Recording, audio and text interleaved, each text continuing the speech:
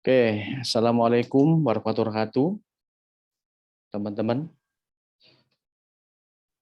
Sampai jumpa di sore yang cerah ini. Hari ini kita kedatangan tamu, ya, orang jauh, ya, namanya Mas Ozi. Nama lengkapnya Faru Rozi. Ya, semoga hari ini kita dapat insight banyak dari Mas Ozi, ya, salah satu founder dari Ozisoft, ya, anak muda, teman-teman beliau, dan udah hasil karyanya luar biasa. Nanti kita mau coba kupas tuntas, kita ingin tahu ya jejak beliau gimana sih, langkah-langkah yang harus kita ikuti biar kita bisa ngikutin seperti Mas Ozi. Ya, nggak panjang, nggak lebar, biar kita dapat insight banyak. Terus tambahan, penanya yang terbaik, 5 penanya terbaik, nanti akan di top up link aja sama Mbak Maharani.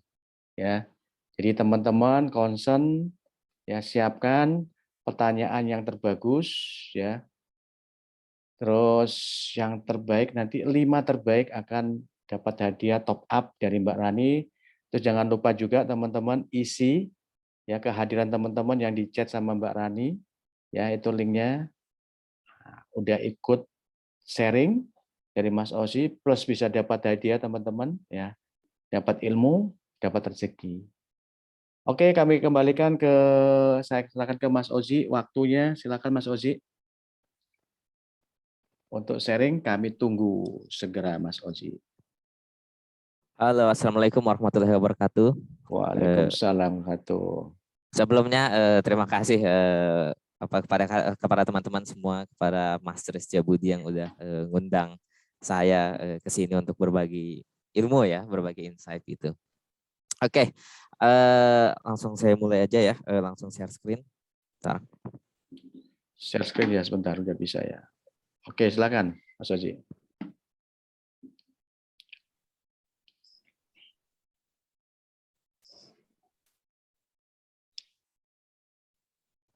Oke, udah kelihatan?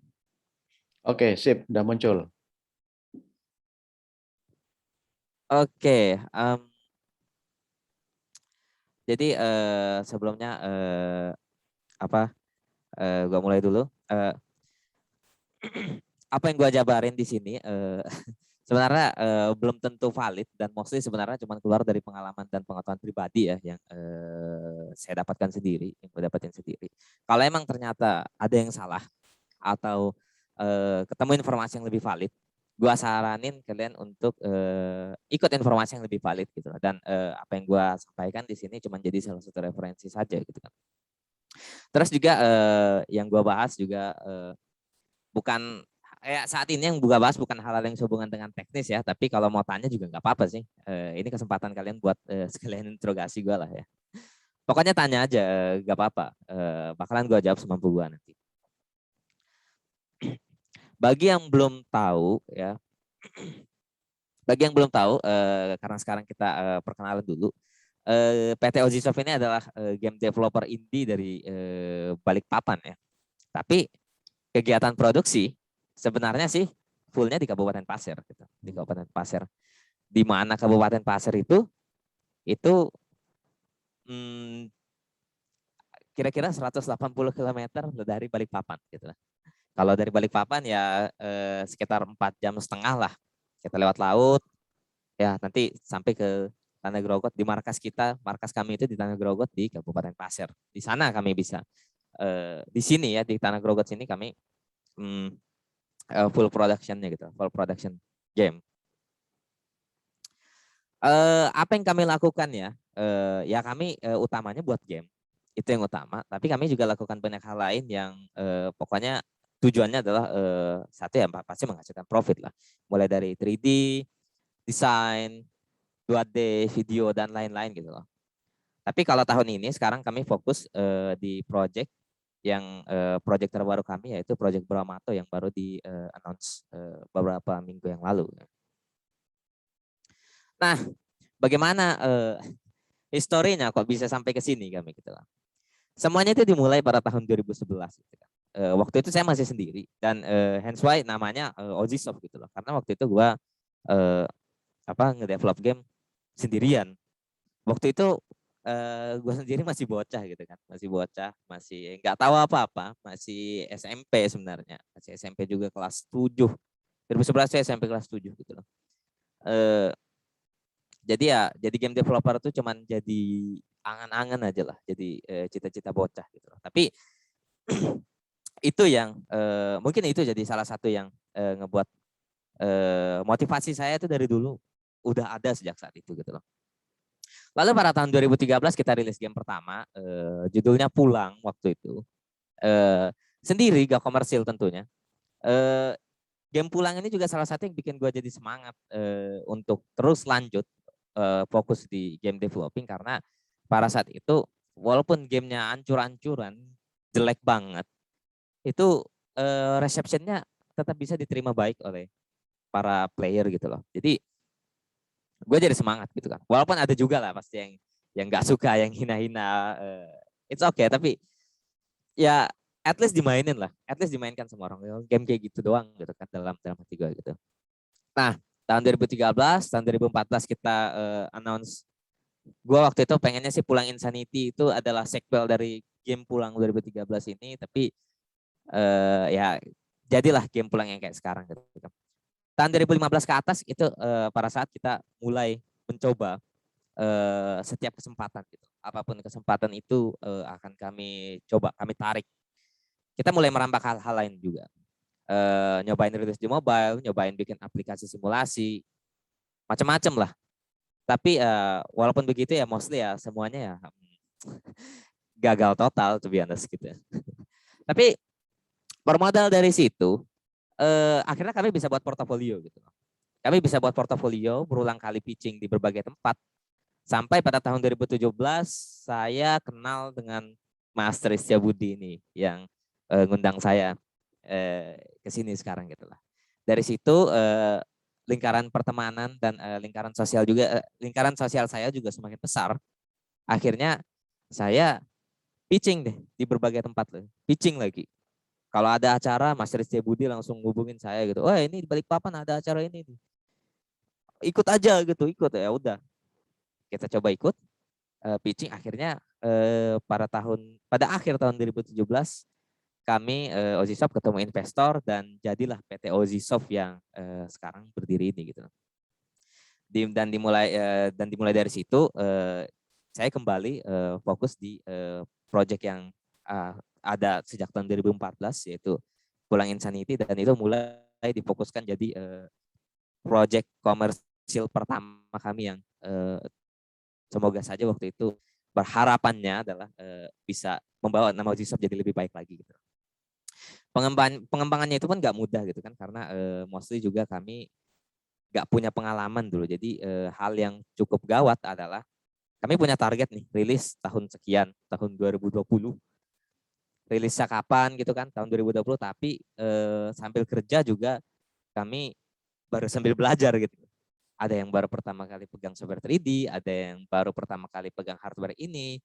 Saya sendiri juga codingannya belum terlalu bagus pada saat itu. Ya walaupun prosesnya berdarah-darah, namun akhirnya ternyata pada tahun 2020 akhirnya rilis juga lah Pulang Insanity. Walaupun banyak yang di-cut, banyak yang gak sesuai harapan saya juga, karena saya mikirnya apa ya, ketinggian kayaknya target waktu itu. Tapi ya at least gamenya rilis dan saya bisa apa mengembalikan visi saya di Pulang Insanity yang versi Director's Cut gitu. Dimana pada saat itu saya sudah punya pengalaman lebih untuk membuat game. Nah, setelah dari Pulang Insanity, sekarang kita lagi garap project Buramata, dan sebenarnya masih ada project-project lain yang tentunya masih kita simpan. Gitu. Tapi yang utamanya tahun 2021 ke atas, kita bakal selesaikan project Buramata yang baru saja di-announce kemarin itu. Tagline kami adalah meaningful gaming experience sekarang, yaitu saya punya visi juga untuk para gamer dan para kalian, para user yang memainkan game-game dari Ozisoft itu bisa mendapatkan makna lah dari setiap karya yang kami keluarkan nanti ke depannya. Nah, ini Pulang Insanity yang rilis tahun 2020 dan dirilis ulang pada tahun 2021 dalam bentuk Director's Cut. somehow kita dapat beberapa awards, dapat dapat awards, bisa dapat partner juga, partner rilis, publisher, distribution partner, kita bisa rilis di Steam.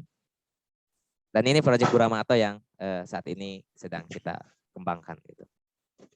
Nah, hikmah dalam perjalanan yang bisa saya petik selama saya bikin dalam beberapa tahun terakhir dari 2011 sampai sekarang, yang paling saya pikirkan adalah satu, jangan takut mencoba gitu loh. Mulailah dari sekarang gitu, gak usah ditunda-tunda, just do it gitu loh. Kalau katanya Shia LaBeouf itu just do it. Jadi kalau kalian masih kuliah misalnya dan kalian ingin bikin game, ya mulailah dari sekarang gitu. Maksudnya bikin aja, nggak apa-apa, nggak bagus juga, nggak masalah gitu kan. Karena pengalaman dalam menyelesaikan game itu adalah salah satu hal yang terpenting kalau misalnya emang mau fokus di industri game gitu loh. Terus gagal bukanlah akhir gitu loh. Yang kedua, gagal bukanlah akhir karena kita telah melewati banyak banget kegagalan gitu. Tapi walaupun begitu kita itu harus jangan menyerah gitu loh. Jangan pernah menyerah karena dari setiap kegagalan kita terus dapat ilmunya tetap bertambah gitu. Walaupun kita gagal dalam mengembangkan sebuah produk misalnya, tapi ilmu yang kita dapatkan itu nggak akan berkurang. Yang ketiga, perluas circle pertemanan gitu, perluas relasi. Gitu. Dalam industri startup, hubungan sosial adalah salah satu hal yang terpenting gitu. Hubungan sosial ini juga yang sekarang udah ngebuat Ozisoft sampai pada tahap yang seperti sekarang ini gitu. Kalau saya dulu nggak kenal sama Mas Rizky Budi, saya nggak kenal sama bakalan calon-calon investor gitu. Kalau saya nggak kenal sama calon-calon investor, saya nggak akan bisa menyelesaikan Pulang Insanity dan bangun PT Ozisoft gitu. Jadi relasi itu adalah salah satu hal yang penting. Yang keempat juga yang paling penting juga menurut gua adalah tujuan yang jelas dan reachable gitu. Kamu punya tujuan nih, tapi tujuannya nggak bisa kamu gapai, kamu nggak mungkin bisa bertahan sih kalau misalnya tujuannya nggak reachable gitu. Jadi ya hikmah yang bisa saya petik tentu saja ya 4 itu yang bisa saya sampaikan pada saat ini gitu loh. Nah, ini studio kami yang ada di Tanah Grogot dan yang di sebelah kanan ini kantor di Balikpapan ya, kantor di Balikpapan. Yang ini studio tempat kami produksi di Tanah Grogot gitu. Ah, ini waktu di Gamescom, waktu di Jerman di Gamescom kita pameran. Yang ini waktu di Game Prime 2019 Jakarta. Ya, untuk saat ini kayaknya cuma itu yang bisa saya sampaikan dulu. Kalau ada pertanyaan, silakan dilontarkan, entah terkait history atau kesulitan apa yang dialami atau secara teknis juga tentang game, boleh juga. Silakan ditanyakan. Oke, luar biasa ya yang disampaikan Mas Ozi ya dari 2011 ya dari semenjak kelas 7 Mas Ozi ya udah mulai merilis passionnya memang di game ya sampai akhirnya di 2017 bisa programnya backup waktu itu ya programnya Backcraft ya dan bisa tampil di sana dan akhirnya lanjut sampai ke Stuttgart. Nah, itu satu teman. Tapi saya ingin sebelum teman-teman tanya Mas Ozi hal apa sih Mas Ozi bisa menguatkan dengan kondisi yang saat itu kita belum tahu kepastiannya, tapi Mas Ozi masih tetap fight bahwa ini mimpi saya, meskipun belum tahu ya berhasil enggaknya. Apa yang menguatkan Mas Ozi waktu itu? Mungkin ya, karena gini, gue punya banyak kenalan dan punya saudara juga yang passionnya itu memang di industri kreatif gitu loh. Kakak saya komikus gitu, mangaka gitu kan. Jadi apa yang saya lihat adalah saya nggak kalau saya nggak cepat-cepat coba cari jalan keluar untuk bisa menggapai cita-cita saya gitu. Kayaknya nanti bakalan terlambat gitu. Kalau saya udah umur di atas 25, 26 misalnya terus ke atas naik terus umur, saya nanti bakalan terlambat kalau saya mau mulai mengembangkan passion saya gitu loh. Lebih baik dicoba sekarang daripada saya menyesal di kemudian hari, saya pikir gitu. Walaupun itu nggak ada kepastian. Karena kan waktu itu saya belum ada tanggungan gitu kan. Saya belum ada tanggungan keuntungan masih sekolah juga, jadi ya gak ada ruginya bagi saya untuk ngotot gitu. Lain ceritanya kalau saya sudah berkeluarga, nah itu saya udah harus mikir panjang lebar. Jadi sebelum itu semua terjadi, saya harus cepat-cepat nih. Itu yang saya pikirin sih pada saat itu. Jadi easy going ya, karena nggak ada tanggungan, udahlah mau gagal berhasil urusan belakang, yang penting maju aja ya. Maju terus.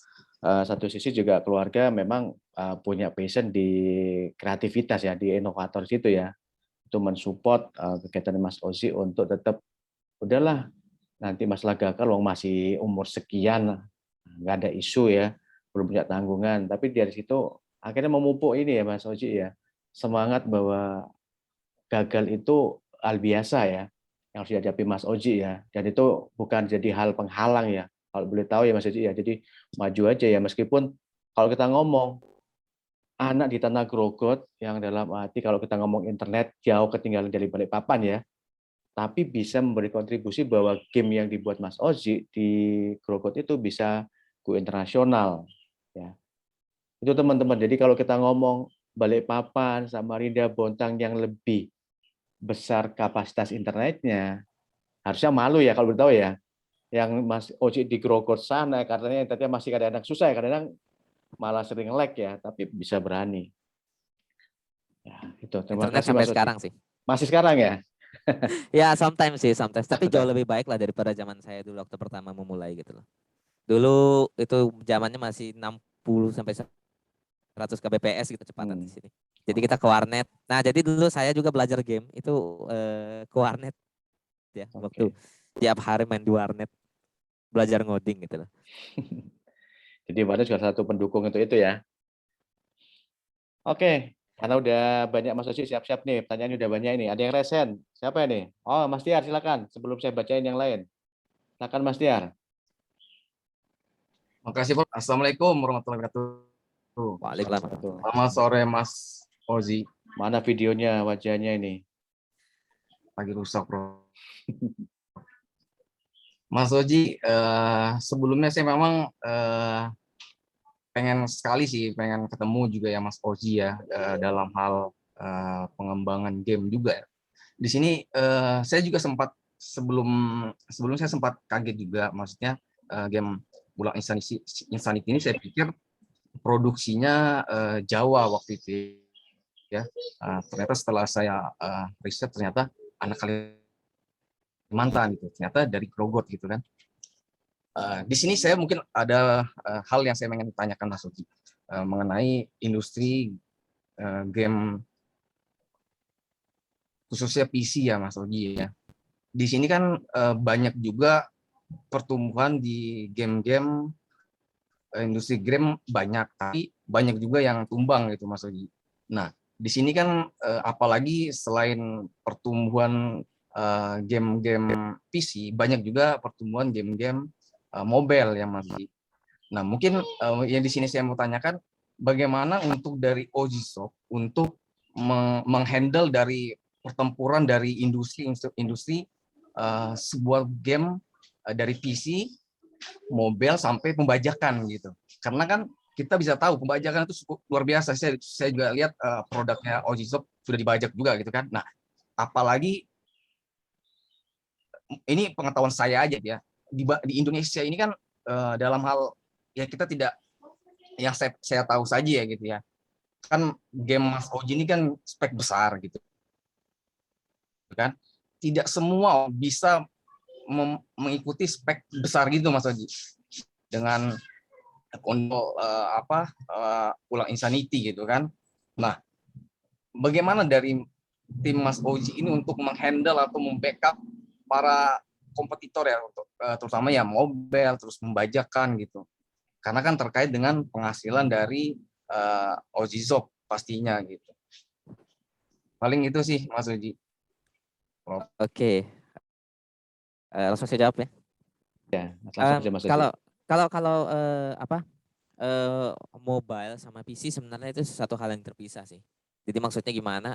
Itu pasarnya beda. Maksudnya dari market para player PC ya itu PC aja gitu dan mobile ya mobile aja. Itu setahu saya. orang-orang yang megang PC dengan yang megang HP itu komunitasnya berbeda gitu loh.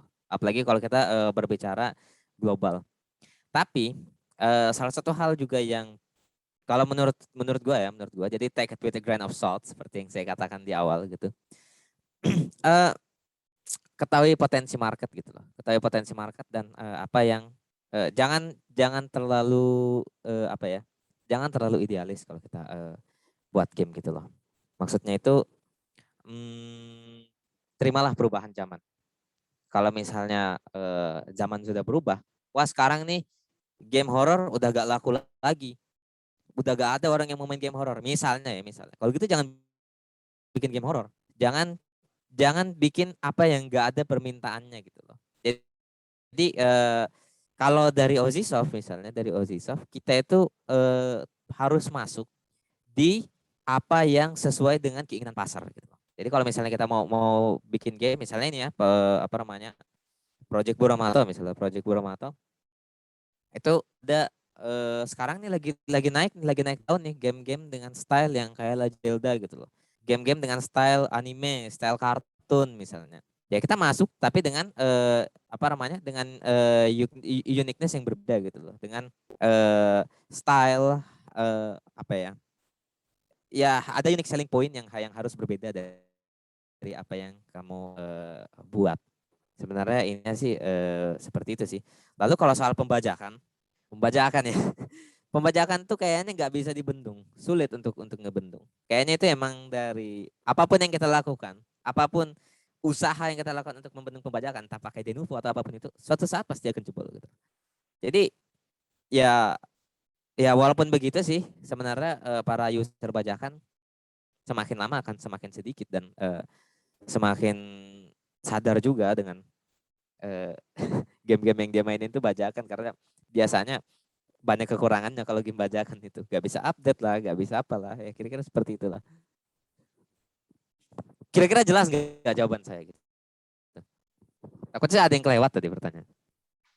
Oke, cukup jelas. Cuma mungkin dari segi finansialnya sih, maksudnya kan karena memang tadi Mas Oji juga sampaikan bahwasanya game game PC dan mobil itu memang berbeda. Memang pasarnya berbeda sekali memang. Cuma kan secara user kan memang lebih banyak mobile kan karena handphone sekarang kan banyak sekali yang harga-harga murah sudah bisa support dengan game-game yang lain ya, terutama kayak PUBG, COD dan segala macam gitu kan. Nah, ya itu tadi terkait dengan kompetitif itu dengan pembajakan. Nah, apakah dari Ozizop itu untuk mengenai finansial karena kan banyak juga nih pengen yang berkarya seperti Mas Oji nih gitu kan dari Kalimantan, mungkin ada Kalimantan yang lain atau Jawa yang lain ya atau sekitar Indonesia yang lain untuk berkarya seperti Mas Oji gini kan. Nah itu apa namanya? Apakah ya mungkin garis besarnya apakah ini sangat menguntungkan gitu untuk developer yang akan ngebuat gitu atau akan terjun di industri game PC gitu Mas Oji? Jawabannya sih ya kalau apakah mobile itu nanti bakal mempengaruhi game PC? Ya jawabannya 50-50 sih sebenarnya. Tapi ada satu hal yang apa ya game mobile itu monetisasinya berbeda sekali dengan game PC gitu. Kalau Mas perhatikan hampir rata-rata game di mobile itu semuanya free to play itu gratis.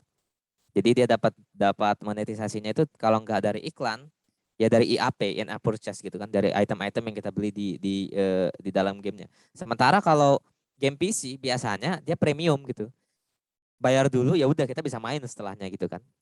Jadi ya secara finansial sih sesuatu yang berbeda setahu saya gitu, sesuatu yang nggak bisa kecuali kamu bikin game multi platform, rilis di PC juga, rilis di mobile juga kayak Genshin Impact gitu ya kan. Genshin Impact kan kayak gitu, rilis di semua konsol termasuk smartphone gitu. Nah, apakah ini jadi potensi yang bagus untuk game developer ke depannya, terutama yang indie yang baru masuk gitu? Ya, maksudku nggak ada apa ya? Potensinya akan semakin besar karena jumlah gamer itu semakin banyak gitu. Kekurangannya cuma satu yaitu persaingannya akan semakin ketat. Makanya Ya itu tergantung developernya juga sih mau bikin game yang seperti apa gitu kalau misalnya dia emang mau masuk. Tapi kalau saya bilang potensinya makin besar di masa depan ini kalau lihat dari pasar sekarang pengguna smartphone tuh jadi salah satu yang ini bakal ngebalap PC gitu. Pada bakal ngebalap pemasukan dari game PC. Sudah kayak 50-50 gitu loh. Coba nanti saya lihat lagi ya datanya gitu. Tapi sebenarnya smartphone tuh paling besar kayaknya sekarang. Kayak gitu sih. Oke, berarti ya, pada intinya jadilah yang pembeda lah ya Mas Oji ya. Walaupun banyak pasarnya luas, tapi bagaimana caranya kita membedakan produk kita ya Mas Oji ya. Ya bisa jadi, bisa jadi. Tapi gak jangan terlalu beda juga karena kalau asing di mata gamer itu biasanya dia nggak mau coba gitu.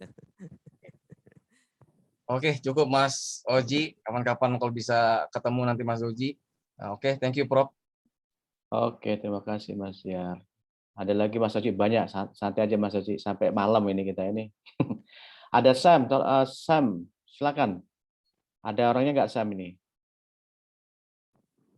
Saya Ini baca aja ya.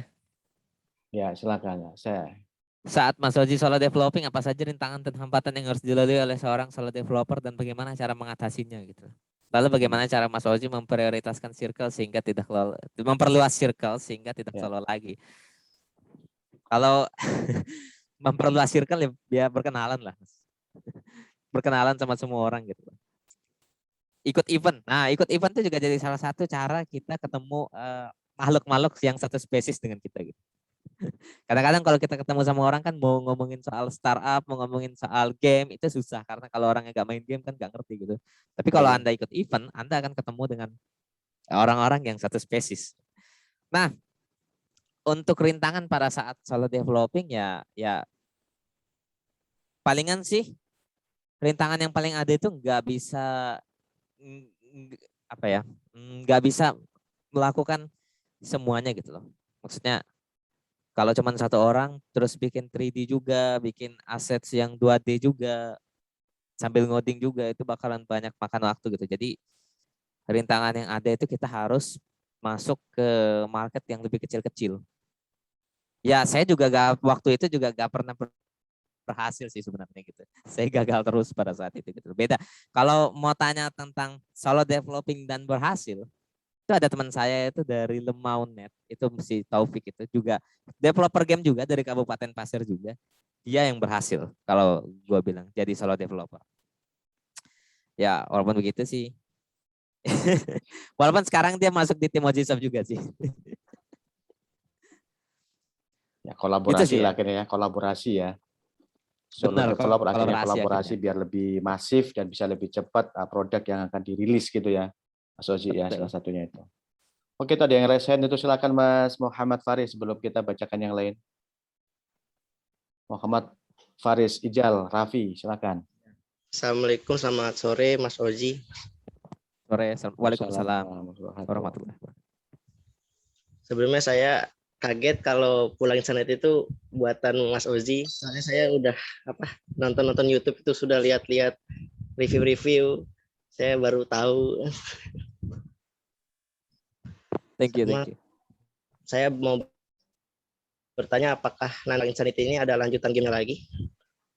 Wah, sudah ditunggu itu sequelnya itu. Siap-siap Ya, itu. saya sudah nonton sampai tamat soalnya.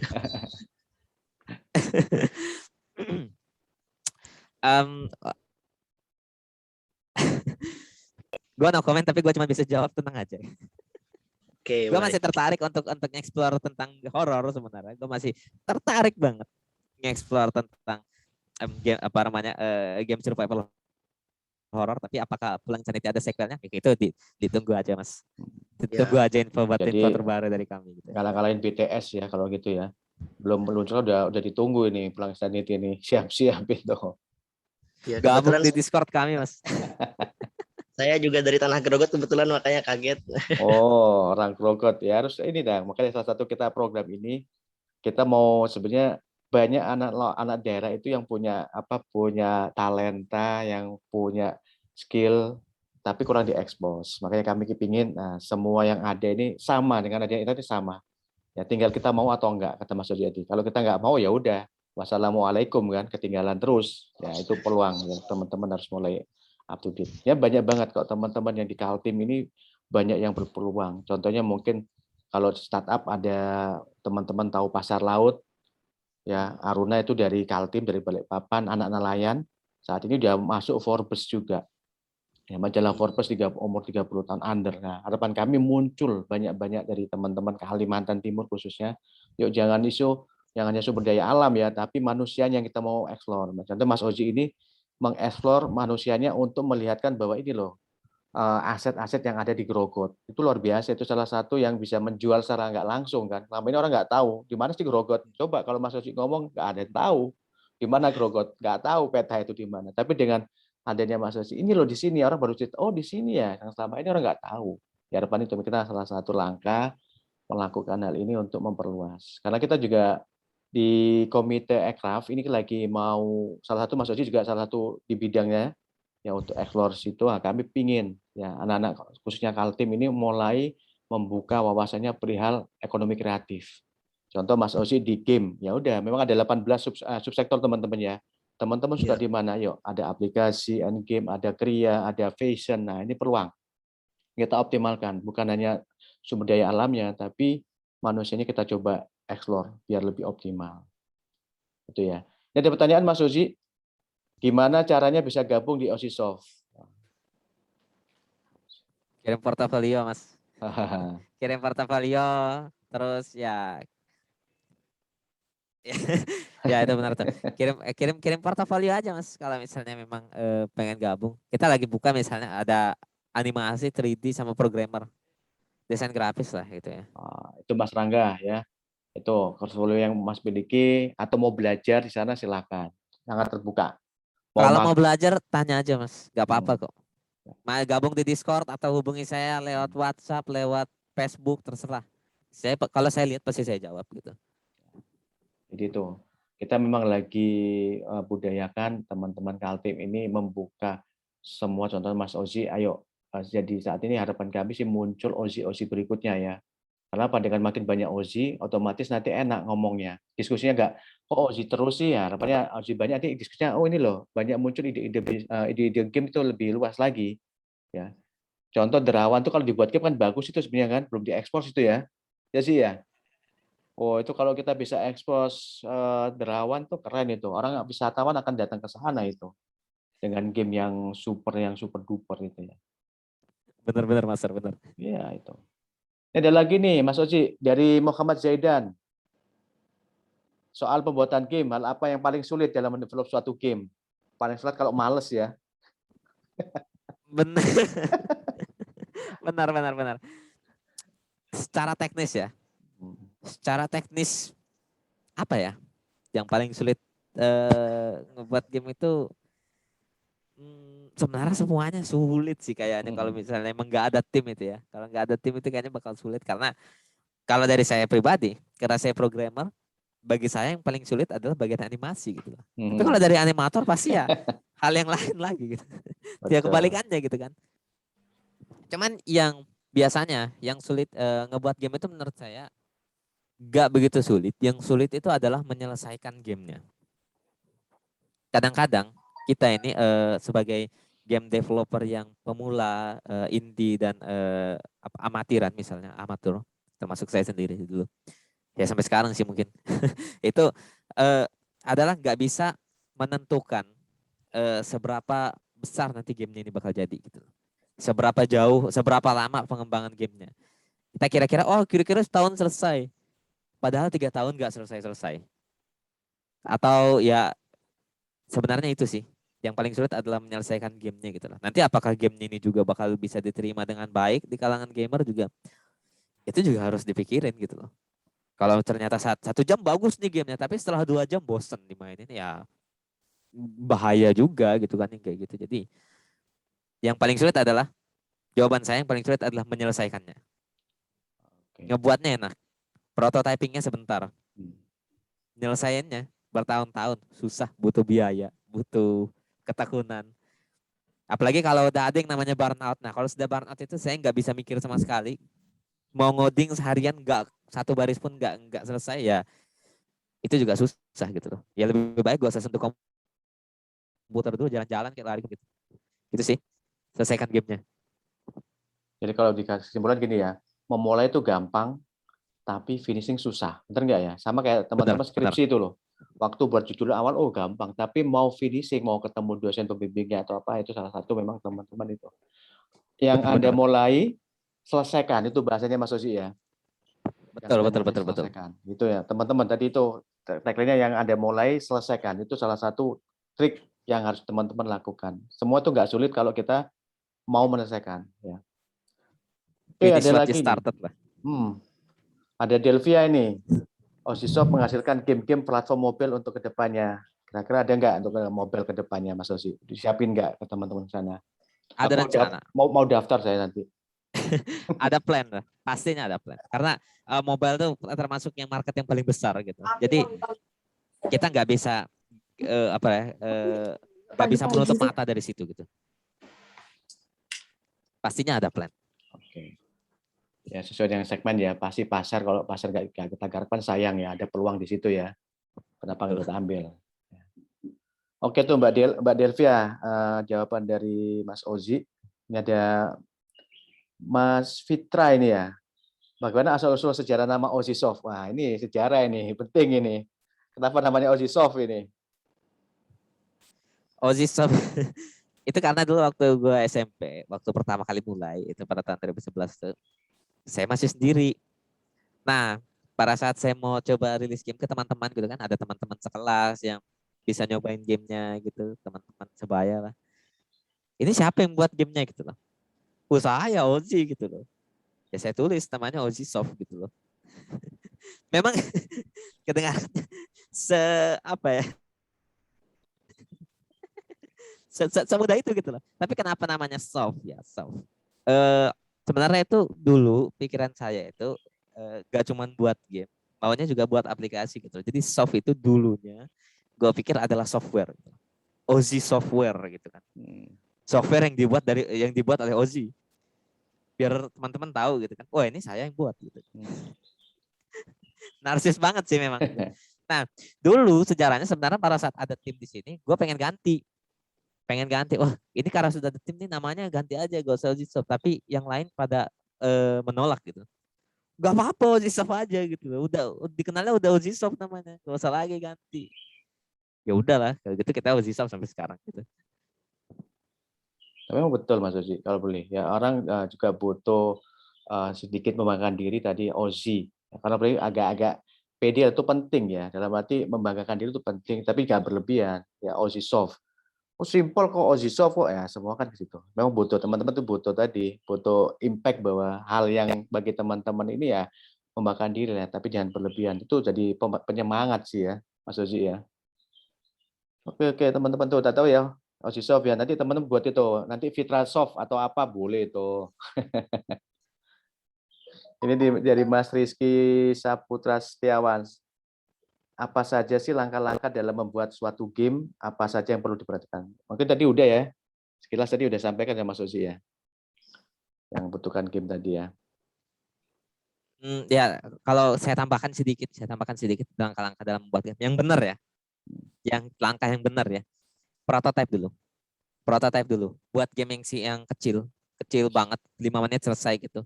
Untuk kasih lihat ini mekanik dasar gitu. Prototype. Kalau mau belajar prototype itu sering-sering ikut game jam gitu. Ikut game jam, banyak kok komunitas game developer di Indonesia, ada Game LAN, ada Game Lab, ada yang lain-lain lah banyak gitu. Apalagi kalau di Jawa. Tapi kalau sebenarnya sih biar nggak usah ke Jawa juga pakai sekarang kan lagi work from home kan, jadi game itu semuanya lewat online gitu. Jadi ikut aja, masuk ke komunitas tuh Game Dev ID itu, kenalan sama adminnya, kenalan sama semua orang. Nanti pasti ada dia kasih tahu ini bakal ada game jam, ikut aja gitu. Ikut aja belajar gitu. Dari situ biasanya dari prototype itu baru lanjut ke tahap berikutnya, tahap alpha, tahap pre-alpha, alpha, beta sampai rilis gitu. Ya itu sih langkah-langkah dalam membuat game. Jadi jangan takut kenalan sama orang ya untuk yang memang di bidang game ya. Itu satu langkah project yang bisa membantu teman-teman dapat masukan banyak ya. Mungkin kita juga bisa sama mungkin Agate ya sama. Biasanya kayak Mas Ozi ini Agate itu dari Singaraja itu Mas Widiase Arif sama Arif. tuh. Ya si Arif Widiase sama. Teman juga suka main game sama teman-teman membuat sesuatu hal akhirnya Agate. Saat ini mungkin malah lead ya Agate kalau boleh kata game juga dia salah satu game yang luar biasa. Harapan kami ya ayo kita bisa lah contoh hal itu ya. Bisa copy paste dengan tadi Mas Ozi sampaikan. Ya. Oke, ini Ya ada benar. lagi Mas Ozi, pertanyaan yang luar biasa nih. Saat pulang Infinity, cara kakak bisa menata milestone secara teratur sehingga produksi game tersebut sesuai dengan tanggal target rilis. Wes, meskipun mundur ya sebenarnya kan. Jadi gini, pada saat pengembangan tulang Insanity, saya akan jujur, ilmu saya itu masih kacau banget, masih perlu banyak belajar lah pada saat itu. Milestone kita sebenarnya cukup apa ya, berantakan gitu, berantakan. Kita nggak mikir seberapa jauh kemampuan kita. Kita nggak ngukur gitu loh, nggak ngukur kemampuan kita batasnya semana sih.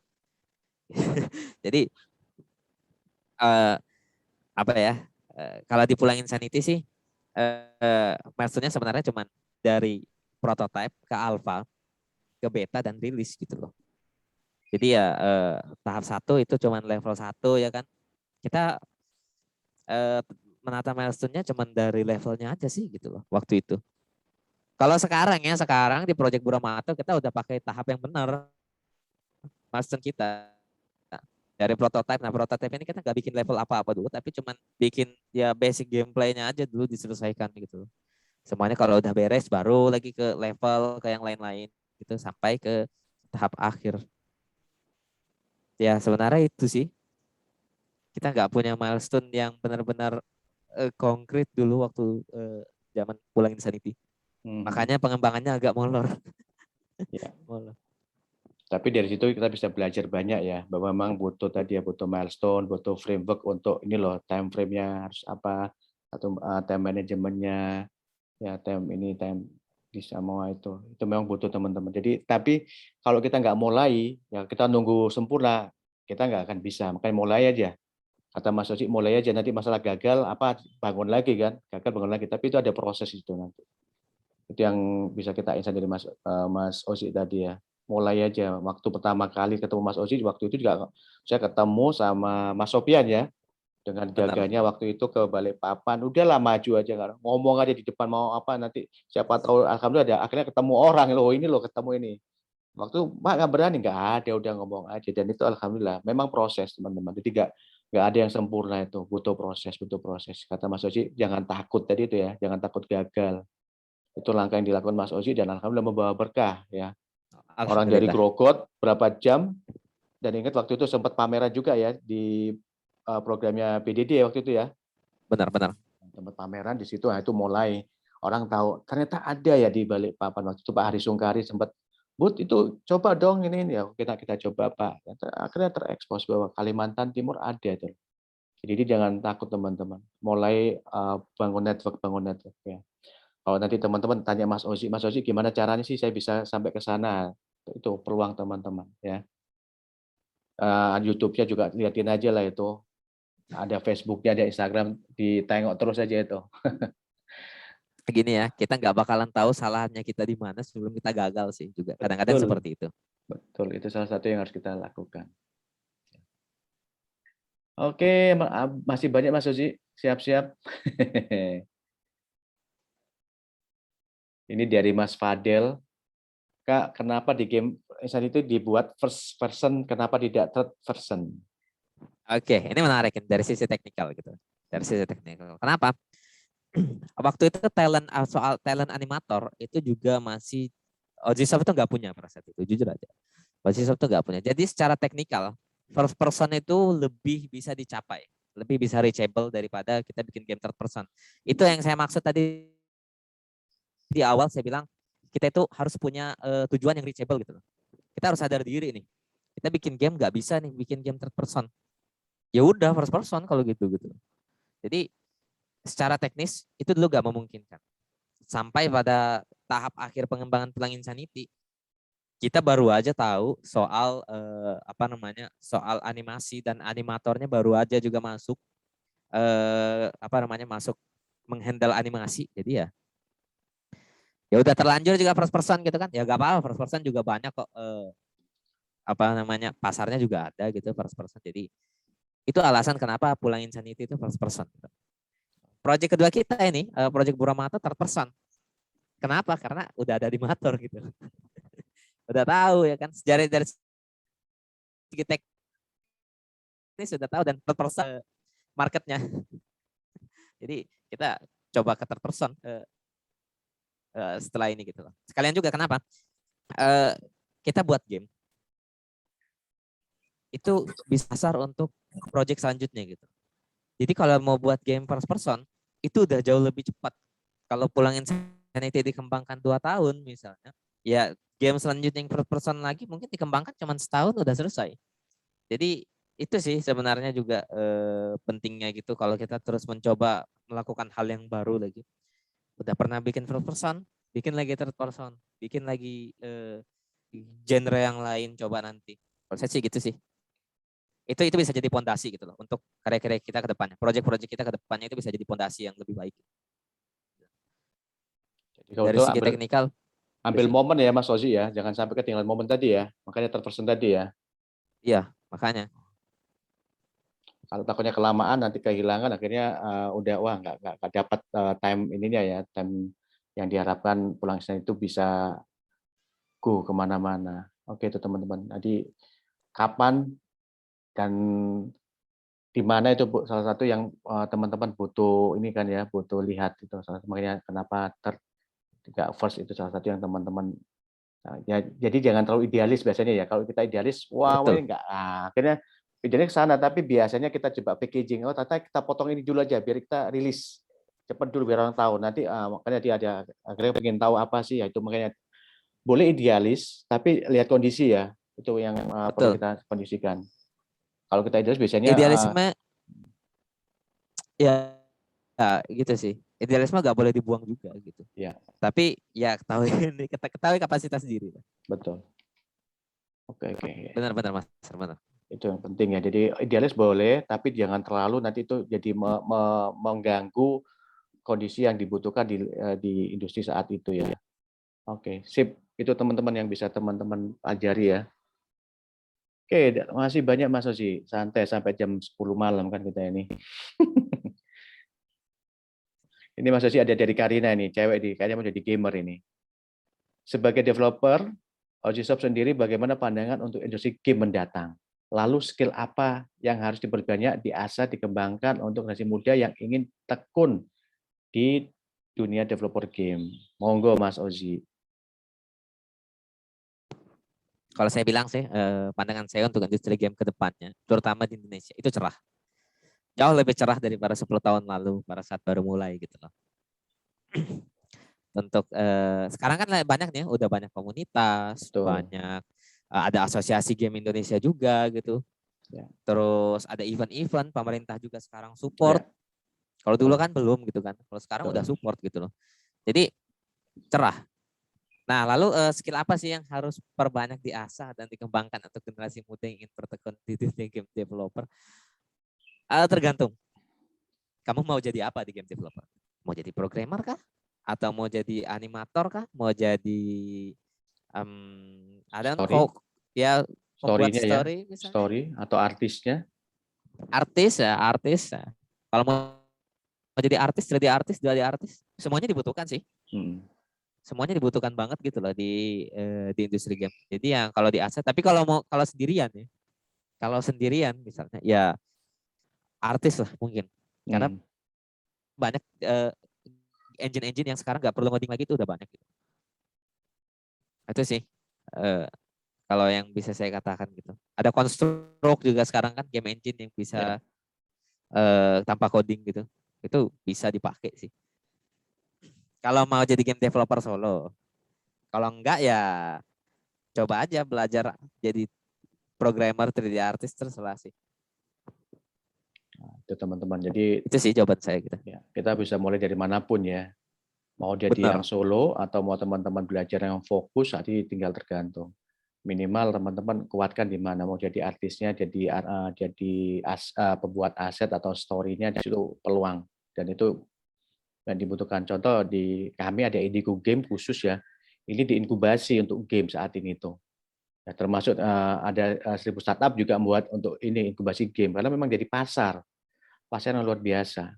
Ya, jadi saat ini mungkin bukan di Indonesia pasarnya, malah di luar. Ya, contoh kayak Mas Ozi bukan di Indonesia, malah bisa di luar itu yang dana. Kalau lihat kondisi Mas Ozi banyak, oh ini banyak luar malah suka dengan game yang ini. Kenapa? Mereka lihat ke eksotiknya ya, lokasi ini kenapa sih kok gini? Itu yang mereka nilai. Jadi sambil main game mereka bisa tahu lokasi ini, lokasi itu yang mereka harapkan di situ. Jadi soalnya saya di lokasi ini benar gitu loh. Itu yang teman-teman di game itu sebenarnya jadi suatu hal yang bisa menjual. Makanya pariwisata juga lagi kita kerja di arah situ teman-teman.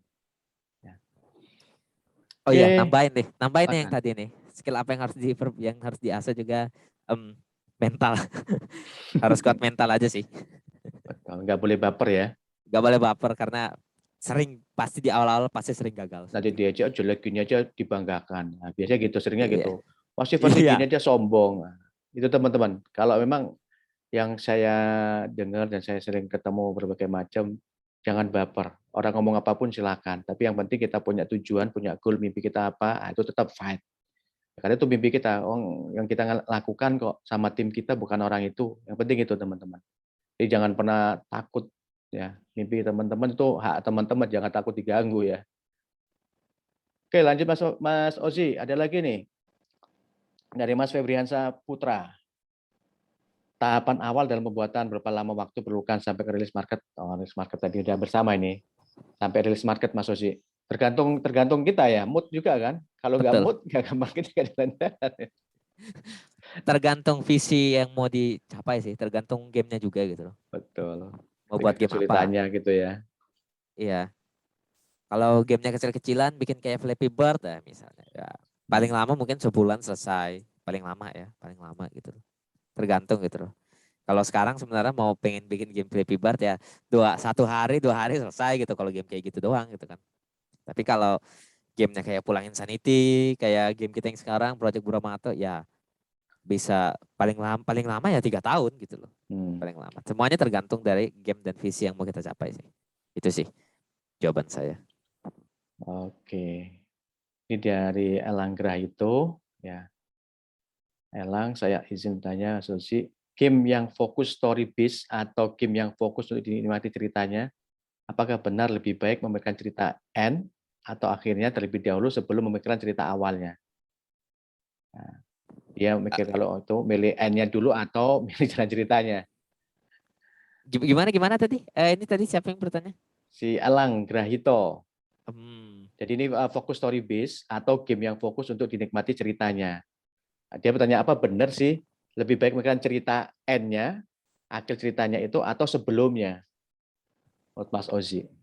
Ini gimana ya?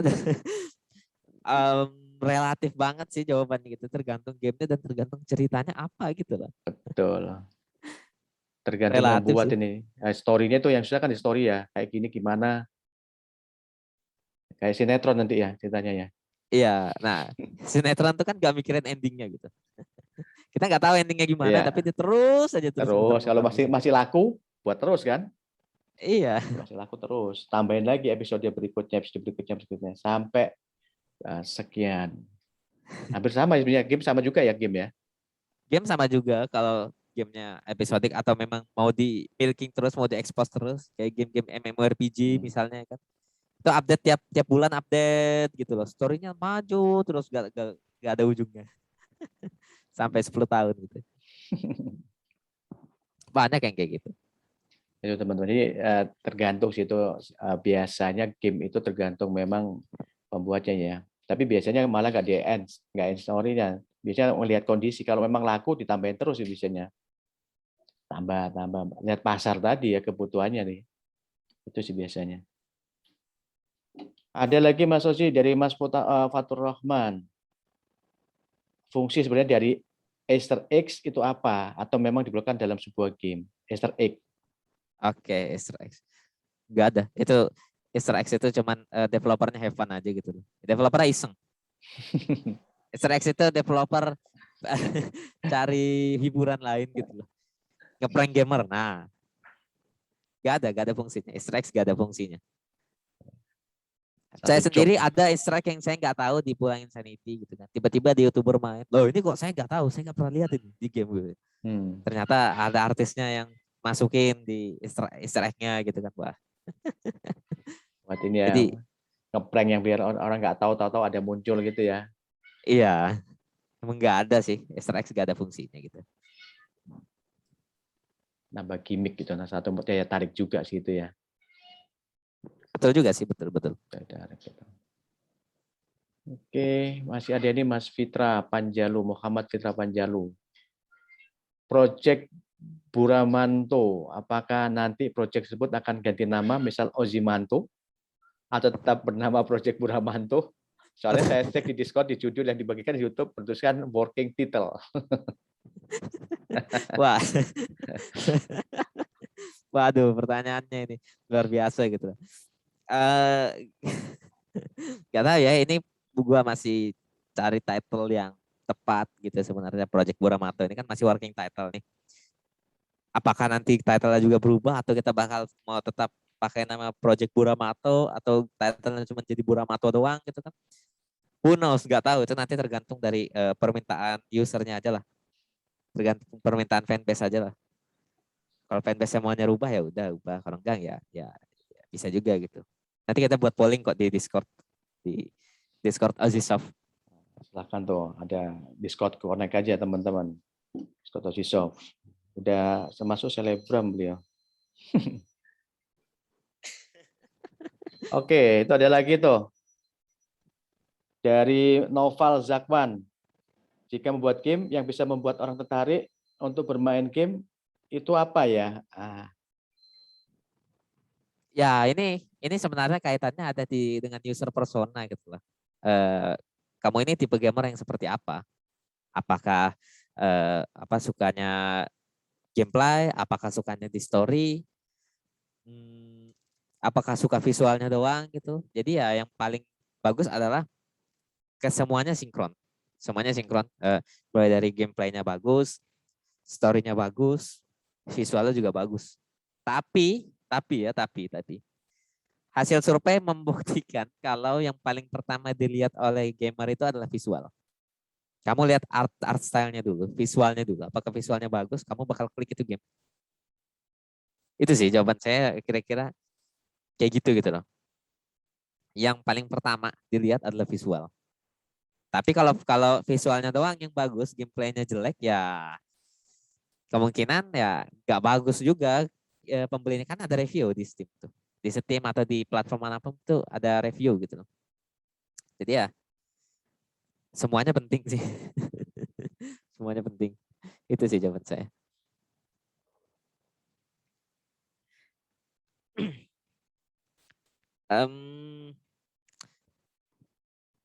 Oke. Izin bertanya, suka dukanya menjadi developer apa saja?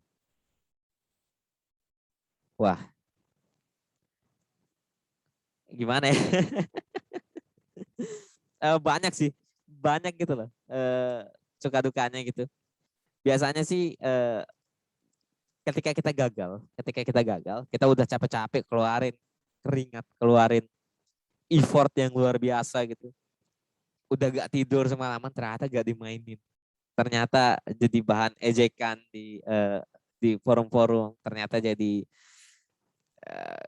gak profit gamenya misalnya. Ya sedih sih. Saya pernah pernah gak ada uang sama sekali, gak ada makanan gitu kan. Ya itu karena dulu gua terjun ke game developer. Tapi ya itu suka dukanya gitu. Dan itu nggak selamanya terjadi. Nanti suatu saat juga kalau jadi game developer tuh pasti suatu saat ada yang sukses kalau kita terus mencoba. Itu sih suka dukanya ya. Ya harus tahan mental saya bilang. Tapi sekarang itu peluangnya jadi makin besar sih. Jadi ya itu sih. Ya lebih besar karena semua dengan online ya, semua juga bisa koneksi lebih cepat ya. Mau nggak mau teman-teman tinggal belajar. Mungkin yang perlu yang tambah lagi mungkin bahasa Inggris Mas Ozi ya. Salah satu tool harus ini ya buat teman-teman ya. Betul, Bahasa betul, Inggris betul. itu kalau teman-teman memang mau ke arah go internasional, minimal juga kalau ada problem juga itu ada banyak ya di game developer tuh banyak, tapi bahasa Inggris kebanyakan. Kalau teman-teman berada bahasa Indonesia masih belum banyak. Harapan kami nanti teman-teman bisa buat platform khusus yang untuk jadi kayak Stack Overflow game ya, bahasa Indonesia. Nah, keren itu belum ada itu. Nanti bisa masuk buat itu. Itu peluang itu ya. Oke, peluang baru ini, Peluang peluang baru baru ini. itu.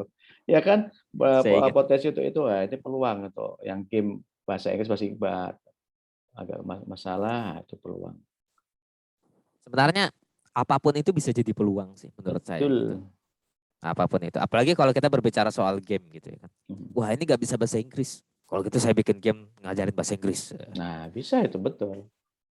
Lagi ngetan tuh di Instagram kan banyak itu. Belajar bahasa Inggris dalam waktu 1 bulan udah bisa spelling, bisa ini ya. Itu kan peluang dengan main game gitu ya. Ngelihat Oh. abang-abang tukang bakso ya kan. Wah, kayaknya bagus nih kalau dibikin game nih. Bakso Tycoon online misalnya bikin peluang. Siapa tahu ada yang pasarnya Indonesia gitu kan, pasti kalau kayak gitu gitu. Indonesia banyak loh usernya, ada 4 juta orang kali lebih. Oke. Oke, ini ada Mas Ole nih, salah satu ketua Hikraf Kaltim. Ya. Mas Ole, silakan open mic. Wah. Dari Ikraf ini salah satu himpunan ekonomi kreatif Kaltim. Beliau ketuanya, ada Mas Ole ini. Mas Ole?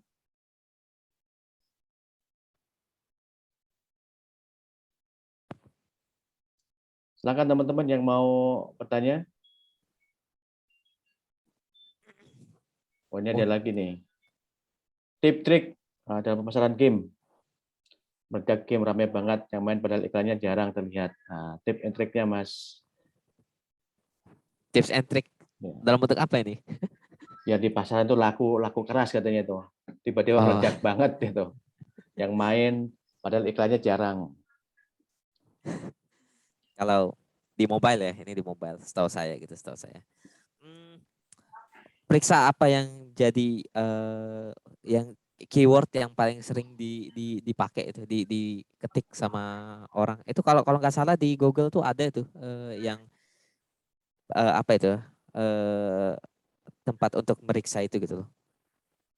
Itu bisa jadi tempat yang bagus untuk jualan. Kayak misalnya gimana ya cara ngejelasinnya ya.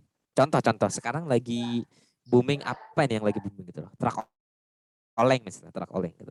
Itu pasti ada aja orang Indonesia yang iseng-iseng ngetik truk oleng di Google Play Store gitu. Bikin aja gamenya Google truk oleng gitu loh. Biasanya itu laku tuh. Tapi cuman sampai pada saat tertentu aja. Kenapa? Karena momentumnya nanti suatu saat akan hilang. Kayak gitu sih.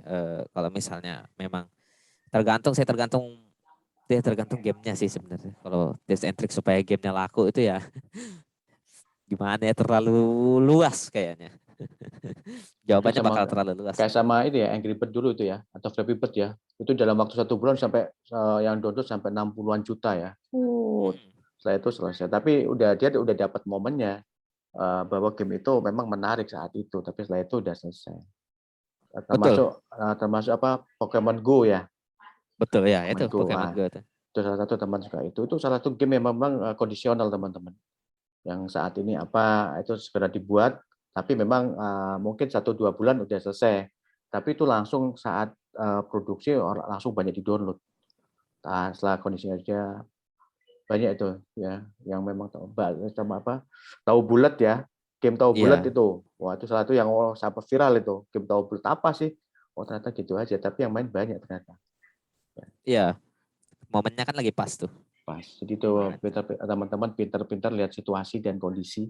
Ya, kalau memang itu bisa manfaatkan ya mungkin 1-2 bulan, tapi yang dulu udah banyak kan udah balik modal ya, minimal nama udah tahu kan, oh ini punya ini, udah nge-branding gitu loh. Ya. Ini ada game, ada yang pertanyaan yang bagus nih. Menjadi game dev itu lebih cocok menjadi main job atau side job? Wah. Mas Ozi sekarang udah bukan main job lagi, dia tinggal gini-gini aja, duduk manis gini sekarang. Kau buat gini ya, udah gini sekarang. Silakan Mas Ozi. Amin, amin, amin. Saran saya sih side job. Saran saya, kalau kamu baru mulai, saran saya side job. Jangan jadikan main job gitu loh. Karena jadi game developer tuh penghasilan gak tentu, apalagi kalau di awal-awal. Kecuali udah berapa tahun, udah sampai pada tahap tertentu. Nah itu udah boleh jadi main job gitu loh. Tapi mengingat pengalaman saya di masa lalu yang mau makan aja susah gitu. Makan nasi nggak ada lauknya ya gimana? Nggak bisa. Jangan jadikan main jobs. Saran saya jangan jadikan main jobs. Jadikan side jobs kalau untuk pemula.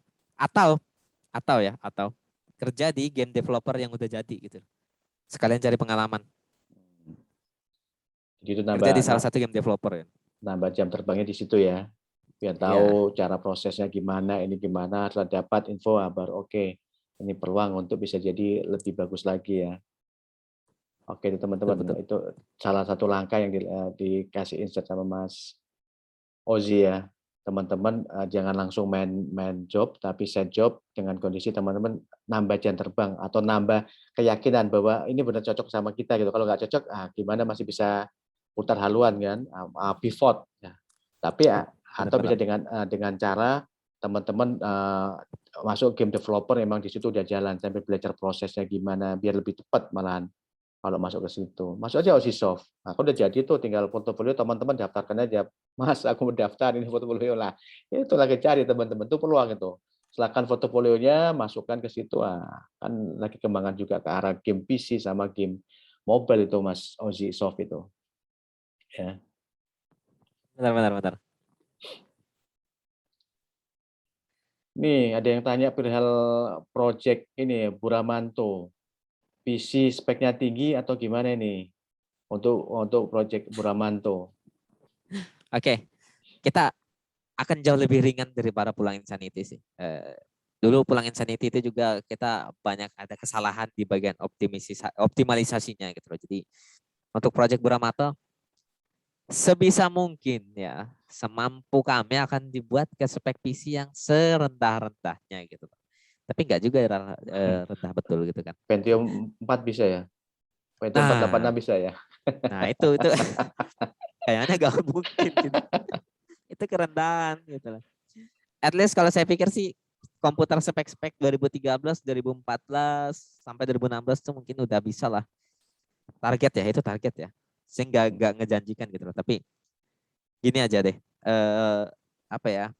GTX 970 misalnya kalau GPU itu udah bisa lancar gitu loh. Semoga begitu sih. Dari apa yang saya tes sih sebenarnya bisa. Itu target kita kayak gitu. Ya sih makin banyak yang PC bisa masuk, otomatis pesertanya makin banyak ya, penggunanya makin banyak ya. Harapannya ke situ. Ini ada yang ngasih ini Sopianto ini salah satu didengkot juga ini kakaknya Mas Ozi nih. Dia ngasih nih, boleh main job asal terakhir Sultan. Harus open mic ini, mana ini orangnya ini? Tahu jawab ini. Sopian, tahu jawab ini. Gimana maksudnya Sultan ini? Sultan Grogot kan boleh. Ya Mas Sofyan, mana Mas Sofyan? Muncul. Ya. Open mic dong. Open mic, ayo Mas Sofyan. By the way, kita ini sebenarnya selama setahun terakhir ini udah work from home ya. Jadi biasanya nongkrong semua di studio sini tapi nggak ada orang sekarang. Paling saya cuma berdua. Oke. Ini ada lagi. Apakah menjadi seorang Karina ini hebat nih, tanya terus nih. Sebentar, Kak Karina. Tanya dulu Okta ini. Apa kuncinya agar gameplay dari game yang kita buat selalu engagement? Apa Mas Aji? Biar orang itu kayaknya adaptif. Oh ini bagus nih. Oh ini bagus nih. Bisa ke situ terus. Iterasi gitu. Maksudnya gue bilang gue jawab iterasi. Maksudnya adalah coba bikin, dicoba sendiri. Enak nggak rasanya gitu. Suruh orang lain coba lagi. Enak nggak rasanya gitu. Nggak, wah masih kurang enak. Baikin lagi. Terus lakukan itu berulang-ulang gitu. Makanya di sebuah studio game tuh biasanya ada yang namanya game tester. Ya, game Kerjanya tester cuma itu. ngetes doang. Nggak enak banting gitu ya, nggak enak buang. Iya. Gak enak Apa ini? protes gitu kan. Protes aja itu. Wah ini kenapa ini Susah. susah. Gimana sih ini programmernya? Kerjanya dia cuma marah-marah digaji. Assalamualaikum Mas Istia, Master. Salam. Apa kabar? Ah ini nih. Mana muncul wajahnya? Ada wajahnya memang. Jangan dulu lah. Backgroundnya lagi nggak baik nih belakangnya. Ini Posisinya teman-teman, ini Mas Sofiano ini kayak salah satu dedengkotnya Ojisoft ya. Dulu berdua duet maut, pokoknya kata apa, duet maut, satunya memang apa yang lebih gempal itu pelindungnya Mas Sofian. Kalau Mas Osinya kan masih kecil gitu. kalau Tapi di apa? Sebagai kalau di bodyguard ya. companion mungkin ya kalau bahasa kita. Kepentingannya. Well, ini kalau Master sih tahu banget sih kan cerita kita dulu gimana perjuangannya kan di awal-awal apa berangkat ya pulang malam sampai balik ke Grogot itu udah subuh gitu kami dulu. Ya Master lah dulu paham banget gimana kita dulu berjuang. Jadi buat teman-teman yang penting semangat lah, jangan namanya apa merintis, namanya melintis gitu kan pasti hal-hal seperti itu. Tapi terakhir kita sekarang udah fokus semua di Ojisoft gitu. Dulu kalau dulu kan masih sampingan masih di Pemda ya, di Pemda. Ya. Dua kaki kan dulu kan, masih kan di mana lagi di sini, carinya susah. Ya tapi kita dulu memang sempat manfaatin juga gitu kan apa fasilitas yang ada di Pemda, internetnya misalnya malam-malam. Udah pulang kantor kita pakai kantornya ya kan. Betul ya. Tapi alhamdulillah sekarang udah apa fokus sudah 3 tahun yang lalu lah semenjak PT berbentuk PT Ojisoft ya, kita udah alhamdulillah di sini sustain bertahan gitu sekarang. Ini itu aja mungkin Monster. Kapan lagi ke Long Ikis saya sering Long Ikis ini ya kan. Ini saya tiap tahun diundang di Long Ikis, makanya mau ke sana kok jauh ya, masih sekian ya. Nah, tapi pengen banget sih ke sana kemarin kerja padat ya, jadwalnya. Nanti nextnya kita jadwalkan lah ke Pasir itu, biar bisa ke berlibur di Pulang Insanity-nya itu kan. Mana yang horornya di mana sih? Kita mau ya, oke Mas, mungkin silakan diteruskan gitu, banyak penanya masih kayaknya. Saya menyimak aja juga mulai tadi gitu. Oke. Makasih Mas Sofyan ya, teman-teman. Tadi Mas Sofyan juga salah satu yang dedengkotnya Ojisoft, kakaknya Mas Ozi ya. Ada juga satunya Mas ini ya, Mas Sahrul tadi ya, Mas Sarial ya. Jadi itu teman-teman. Dulu kalau lihat perjuangannya Mas Ozi ya sama Mas Sofyan, kalau ada acara di Balikpapan tuh berangkatnya tahu. Berangkat itu pagi-pagi hari, acara jam 8 kan. Beliau tuh berangkatnya bukan pagi tapi malamnya ya. Jam 1 jam 2 udah berangkat. Jam 2 itu udah berangkat.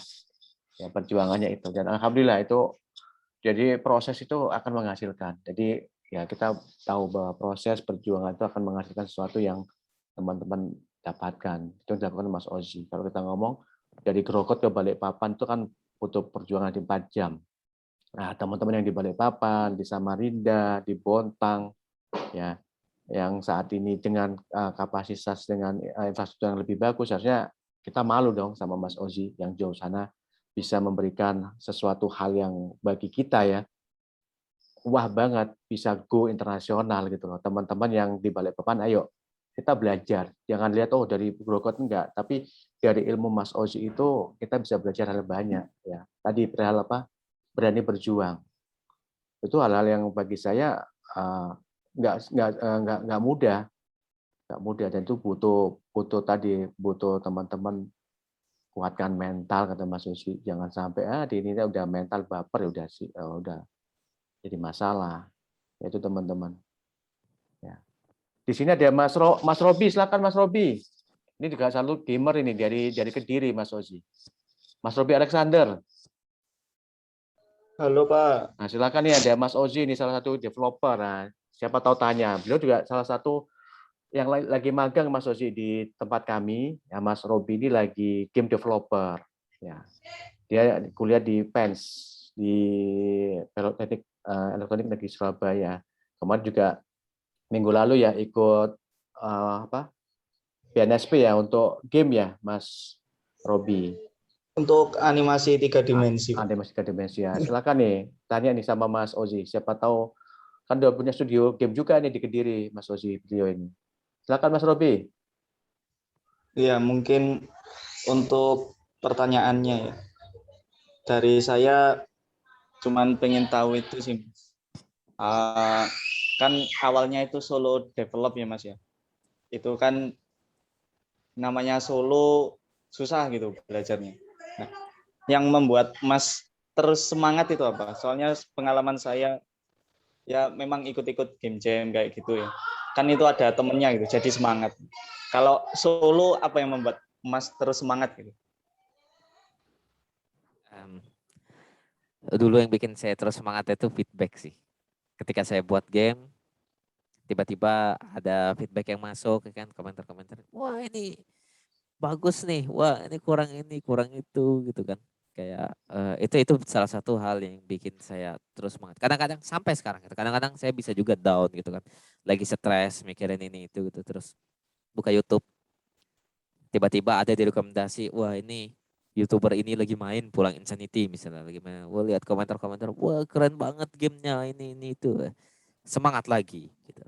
Itu sebenarnya sudah terjadi sejak zaman dulu gitu loh. Sejak zaman saya baru awal-awal masih solo itu udah begitu gitu loh.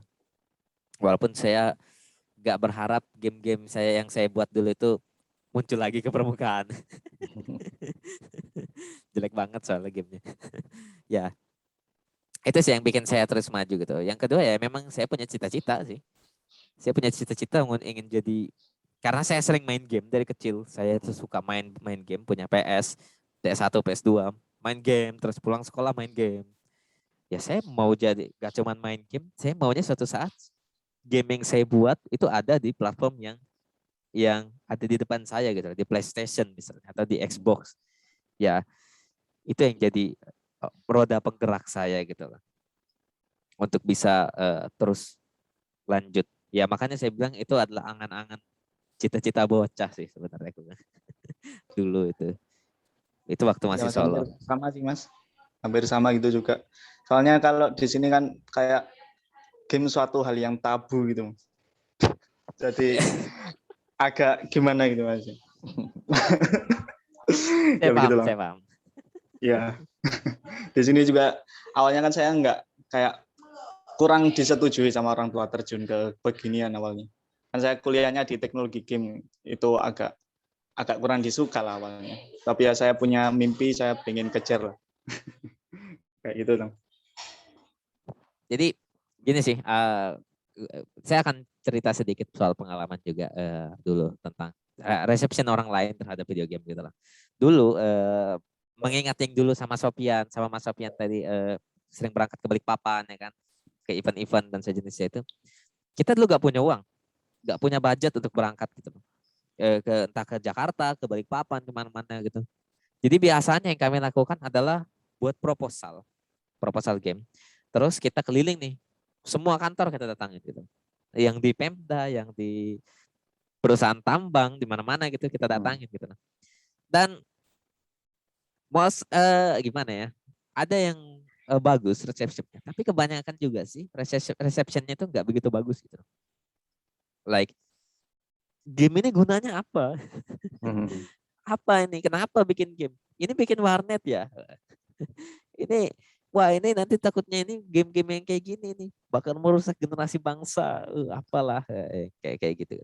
Kita datang ke sana berharap bisa dapat budget at least 2 juta untuk berangkat ke Balikpapan misalnya kan. Ya dikasih 50.000 suruh pulang. Itu udah jadi pengalaman sih, itu pengalaman dulu gitu loh. Itu sering gitu loh. Walaupun ada juga ya pejabat-pejabat yang bagus banget gitu loh. Termasuk waktu itu bupati yang lagi menjabat Haji Ridwan Sidi itu dia yang ngebiayain sampai ke Jakarta dan Bandung gitu loh. Pakai uang pribadinya katanya waktu itu. Jadi ya saya salut juga sih yang di situ gitu loh. Tapi ya memang game ini nggak banyak orang yang setuju gitu loh. Gak banyak orang yang suka dengan game. Apalagi kalau orang-orang ya ngerti aja lah. Gitu sih. Itu pengalaman pribadi aja gitu. Sampai bisa berangkat sampai ketemu Mas Rizya Budi ya. Ya kayak gitu. Kita keliling minta uang. Perjuangan ya. Perjuangan Master. Akhirnya membuahkan hasil ya. Yang bagi orang ngapain sih anak ini? Oh, apa sih game ini? Memang sekilas negatif ya. Padahal game itu banyak game edukasi, game ini membawa cerita dan ini ya. Tinggal memang ya posisinya gimana sih? Itu yang perlu diinikan. Ya. Ini dari Rian lagi nih Kak, boleh cerita sedikit dong gimana awal mula terjun ke dunia game dev dan Kak Ozi lulusan SMA atau SMK? Wah ini nih. True story ini, nanti kita buat true story, kita mau buat bukunya nih. Yang suka nulis tolong nanti dideketin Mas Ozi, kita buat true story Ozi Soft, Growcode atau Passer. Bisa buat buku ini. Aduh, saya siapa gitu ya. Ya, lu siapa? Tapi akhirnya lu siapa? Inilah hero of Ozi Soft. Oke. Saya lulusan SMA ya. Saya bukan lulusan SMK gitu loh. Saya lulusan SMA jurusan IPS dulu. Jadi sebenarnya nggak ada ini ya, nggak ada sangkut pautnya sama sekali ya. Secara skill, secara ini nggak ada. Cuma yang menguatkan tadi kemauannya memang game tadi ya. Secara ini SMA IPS udah jauh banget kan sebenarnya kan. Nah, tapi bukan jadi halangan kan sebenarnya kan, Mas Oji ya. Nah, lanjutkan masih menarik ini SMA IPS bisa ke sana ini hal-hal yang bagi saya aneh juga nih, tapi bisa sampai ke titik yang bagi kita wah banget nih. Monggo ini menarik ini. Ini semua semua anggota di Ozi Soft ini kayaknya gak ada yang kuliah juga sih. Kalau gak ada yang kuliah rasanya, gak ada yang kuliah gitu. Terus juga dulu sebenarnya terjun di dunia game dev itu waktu saya masih SMP ya, saya malah masih SMP. Itu awal mula saya mau terjun ke dunia game gitu. Alasannya ya saya pengen buat game. Saya bingung kalau misalnya ditanya seperti itu, cuman dulu ada sebuah katalis lah, ibaratnya katalis gitu. Dulu itu saya jago banget main game. Kalau main game battle misalnya kan, saya menang gitu. Saya bangga gitu kan. Sama teman-teman juga main game, saya terus yang menang gitu. Jadi pada saat itu banyak nih yang soalnya kamu itu aja kah, kemampuan kamu cuma itu aja kah, main game aja, itu nanti kalau besar gimana gitu. Bisanya cuma ngegame aja gitu. Sebelah mata ya waktu itu ya orang lihatnya ya. Ya mungkin karena kalah kali ya. Ya itu jadinya ya pada saat itu di tahun itu juga tahun 2011 itu saya ketemu yang namanya dulu CryEngine, game engine itu yang saya pakai untuk pertama kali mencoba belajar bikin game gitu loh. Ya pada saat itu saya jadi belajar bikin game dan sampai akhirnya tahun 2013 sudah bisa rilis game pertama saya gitu. Gitu sih. Asal muasal ya terus story-nya. Itu Mas Rian. Jadi nggak ada cerita ya. Kalau teman-teman kuliah dan sebagainya terus nggak bisa itu nggak ada cerita. Buktinya Mas Ozi dari SMA IPS yang notabene ilmunya nggak ada sangkut pautnya, tapi punya kemauan, nah bisa sampai titik saat ini gitu loh. Ozi Soft bisa berdiri dalam arti ini loh Ozi Soft ada. Di mana kantornya mungkin di Balikpapan, tapi timnya semua ada di Pasir ya. Nah, itu salah satu itu. Jadi teman-teman nggak ada isu ya, nggak ada isu bahwa kalau saya harus kuliah ini enggak kemauan. Tadi kalau Mas Robi malah kuliah fokus memang di game, di animasi ya, di PES ya, itu peluangnya lebih cepat lagi ya. Jadi nggak ada isu lagi sebenarnya. Ya tinggal teman-teman optimalkan skill yang ada ya. Apalagi di kota besar harusnya malah lebih hebat lagi ya. Yang kita di negara mana? Negara air apa negara mana kita ini? Negara apa kita ini? Negara air kayaknya. Negara air kita ya. Negara air ya. Itu kejadiannya alhamdulillah ya bisa membuktikan bahwa pendidikan itu memang penting. Tapi kemauan dan semangat itu lebih penting lagi. Kalau kata ini talenta itu penting, tapi 1%. 90% itu kemauannya dan semangat yang luar biasa bisa membuktikan ke sana teman-teman. Ya, kalau kita punya talenta, tapi kita nggak mau, nah, nggak bisa. Oke, ada lagi teman-teman pertanyaan? Tetap panjang juga ya, nggak kerasa ini. Masih ada lagi Mas Osi?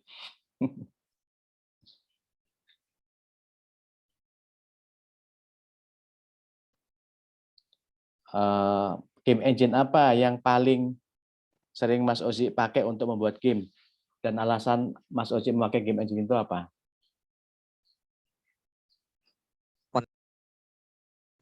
Enak aja gitu.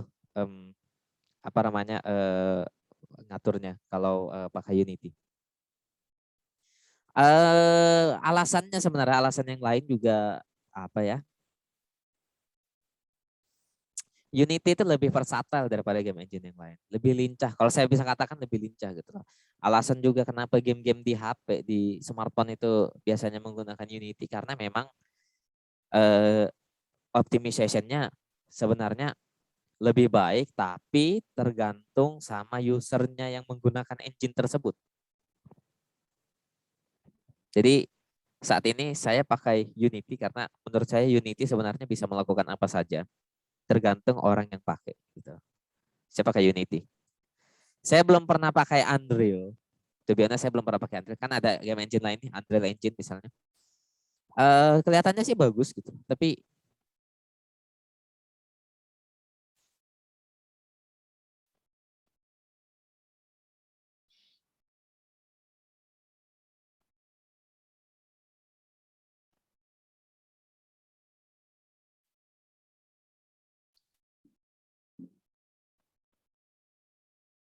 Agak putus-putus Mas Ozi sinyalnya ya.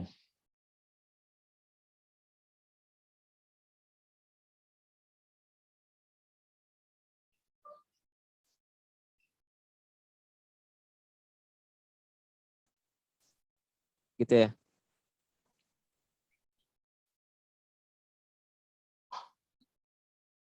Oke. Mas Ozi mulai merah tuh Mas Ozi.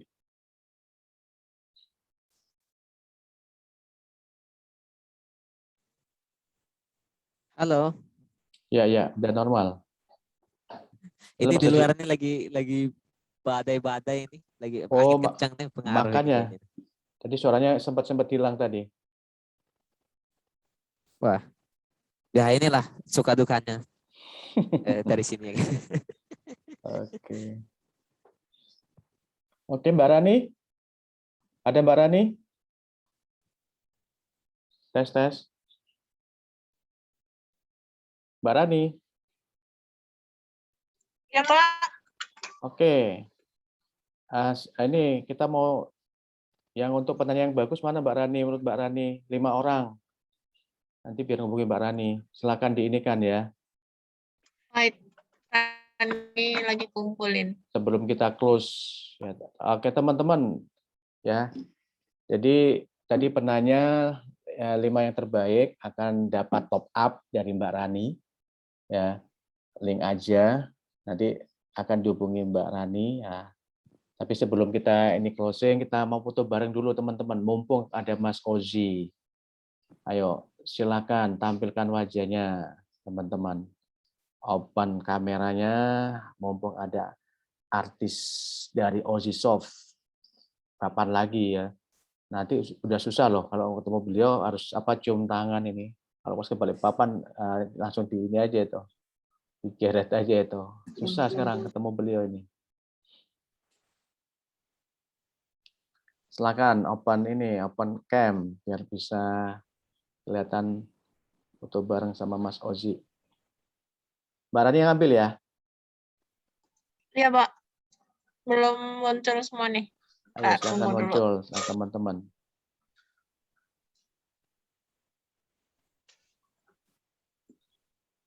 Yuk, nyalain yuk. Yuk, wajahnya ditampilkan teman-teman. Woi, gagahnya tuh Bos Sofian itu. Aduh, gitu baru muncul. Kayak tambah gemuk itu ya. WFH-nya nambah berapa kilo itu? Bosku satu itu. Terakhir 1 kuintal, Master. Oke, yang halaman 1 dulu ya. 1, 2, 3. Baik. Ngelek-ngelek nih. Iya lagi ini. Oke, lanjut lagi. Kali lagi. Sheet kedua ya. Mbak Rani. 1. Waduh, hilang lagi.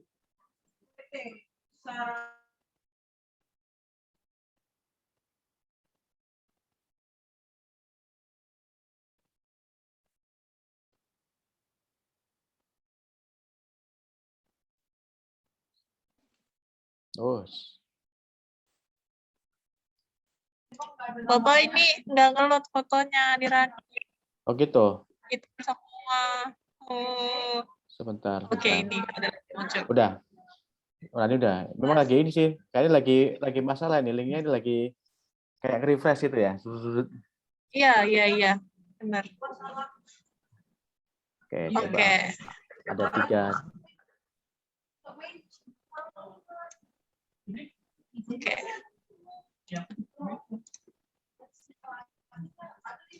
Tuh kan. Oke. Yang belum absen jangan lupa absen ya. Absen teman-teman, nanti dapat sertifikatnya itu teman-teman. Oke, sudah. Oke. Diumumkan Mbak Rani siapa? 5 penanya yang dapat top up. Oh. Wait. Untuk mana lagi tadi catatannya? Udah tahu teman-teman? Untuk Discord-nya Mas Ozi udah tahu belum tadi? apa itu? Discord-nya Mas Ozi, siapa tahu teman-teman mau. Oke, nanti kita ini ya. Nah, itu ada sudah, ada belum. Nanti kita infokan ya. Mas Ozi, ada bisa share itu di chattingnya, Discord-nya? Bisa. Nah, biar mereka calon talenta hebat ini untuk game.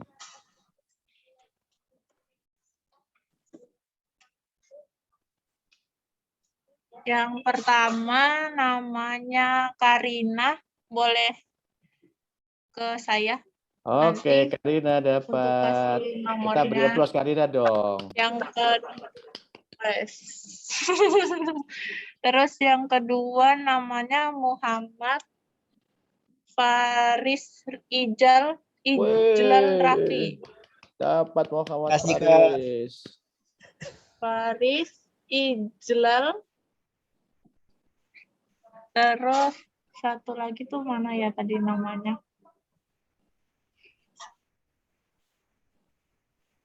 Elang Grahito. Lang, Elang Grahito ada. Ada enggak Lang? Ada yang namanya Elang. Kalau enggak ada hilang ini. Ada Elang Grahito.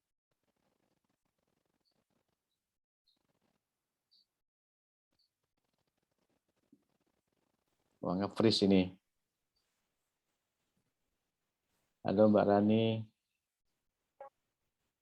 Oh ada itu, ada Mbak Rani, Elang Grahito. Udah chat. Naufal Zakwan sama siapa? Mana sih tulisannya kecil-kecil nih? Tonafal Zafwan. Rian Herlangga.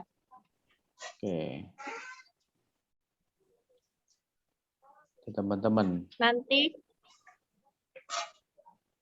ada nomor saya ya, nomor HP. Oke. Nomor HP bisa cek ke nomor. Sebentar ya.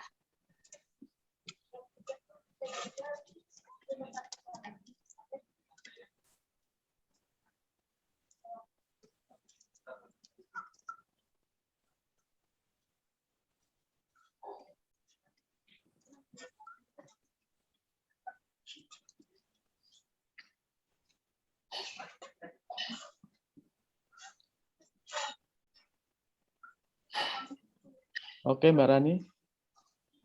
Sudah Pak? Tolong teman-teman yang dapat tadi minta ke Mbak Rani itu nomornya diingetin ya. Nah, itu bonus teman-teman. Udah dapat ilmu dari Mas Ozi, dapat top up link aja ya.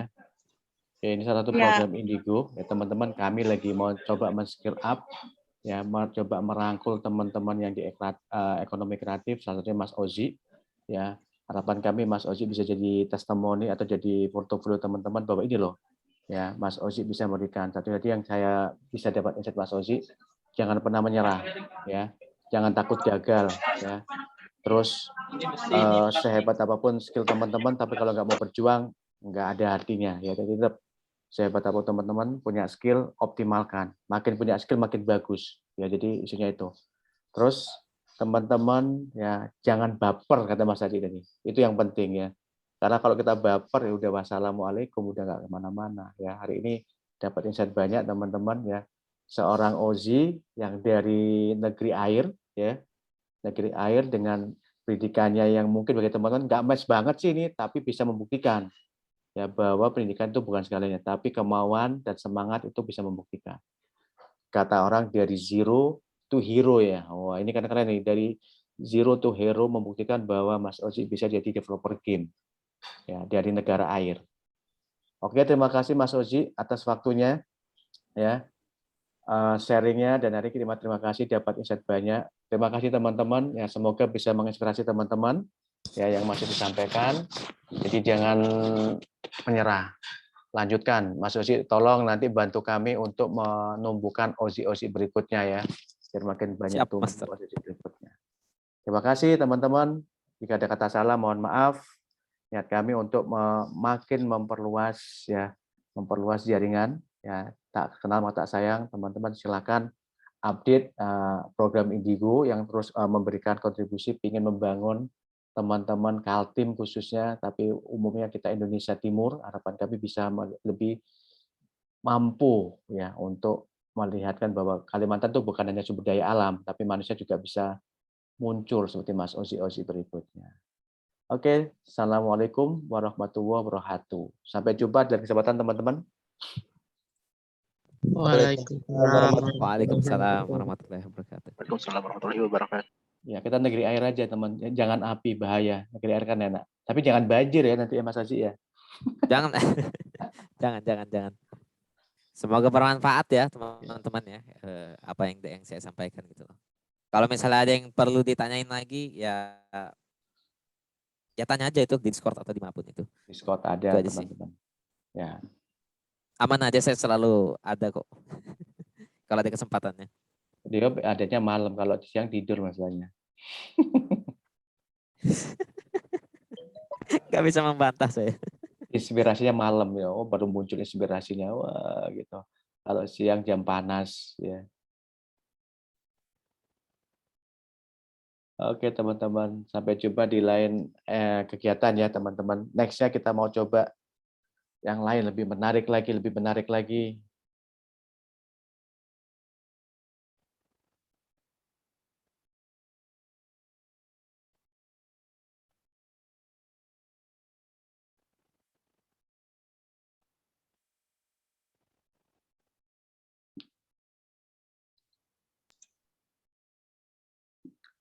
Yang dapat hadiah tadi silakan hubungi Mbak Rani ya teman-teman.